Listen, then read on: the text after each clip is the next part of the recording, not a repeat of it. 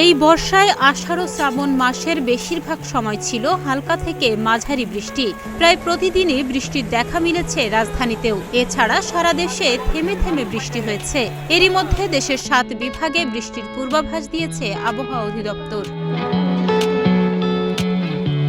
দেশের ৭ অঞ্চলের ওপর দিয়ে ঘন্টায় ৪৫ থেকে ৬০ কিলোমিটার বেগে ঝড় বয়ে যেতে পারে বলে জানিয়েছে আবহাওয়া অধিদপ্তর। সেই সঙ্গে বজ্রসহ বৃষ্টিও হতে পারে বলে জানানো হয়েছে।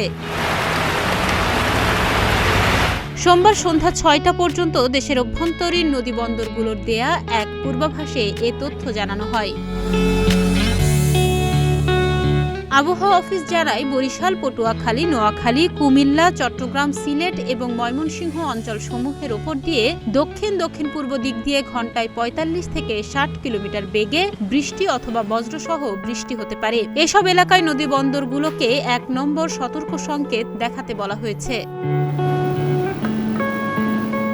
অন্যদিকে আবহাওয়ার পূর্বাভাসে সংস্থাটি জানায়, আগামী ২৪ ঘন্টার মধ্যে রংপুর, রাজশাহী, ময়মনসিংহ, বরিশাল, চট্টগ্রাম ও সিলেট বিভাগের অধিকাংশ জায়গায় এবং ঢাকা ও খুলনা বিভাগের অনেক জায়গায় অস্থায়ীভাবে দমকা হাওয়া সহ হালকা থেকে মাঝারি ধরনের বৃষ্টি অথবা বজ্রসহ বৃষ্টি হতে পারে। সেই সঙ্গে দেশের কোথাও কোথাও মাঝারি ধরনের ভারী থেকে ভারী বর্ষণ হতে পারে। বৃষ্টি হলেও সারা দেশে দিন ও রাতের তাপমাত্রা প্রায় অপরিবর্তিত থাকতে পারে। এছাড়া গত ২৪ ঘন্টায় সর্বোচ্চ বৃষ্টিপাত রেকর্ড করা হয়েছে ফেনীতে ১১২ মিলিমিটার এবং আজ সকালে সর্বনিম্ন তাপমাত্রা রেকর্ড করা হয়েছে সিলেটে ২৪.৫ ডিগ্রি সেলসিয়াস।